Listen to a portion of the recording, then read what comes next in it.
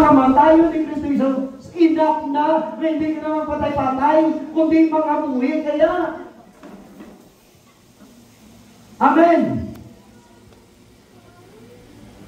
Ang muna ang good news, nga kung sino man na magtuo, kasi Kristo Jesus na buhi o na banaw, mag-agom sa kabuhi. Hindi lamang kabuhi, pero patakak na. So, nakabuhi na patakak man ako. Damo handog. Nga wala man katumanan. Amen. Damo handog. Sa kauswagan. Ang balsang isa ka bal nila gani sila magkakaroon ka ng sasakyan. Ang balya sa ako. Iko glory to God. Siling i-prosper ka sa Ginoo. Yes, it is written. Sa gusto mo kang sige, as long you remain faithful in serving God, God will prosper you in the right time.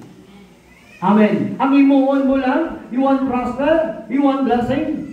You always seek a blessing. Ang tao, nagpapalita permissive blessing, no? Pero supposed to be, ang ginapangita sa tao, ang blessor.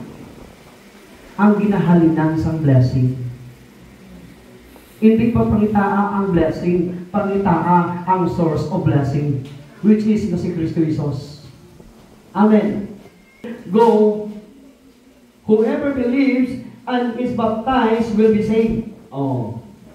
But whoever does not believe will be condemned. Kung di naroon ka, hukman ka, Balang pagini, and the sign will accompany those who believe. Amo ni siya ang pinakanabi ng ginapit sa Diyos sa inyo.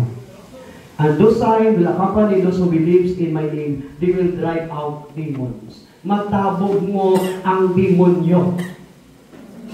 Hindi mo man siya mapatay, tungod hindi natin obligasyon, but ang aton niya obligasyon, matabog mo ang demonyo sa kabuhi mo kang sa sulod pa ni manay mo.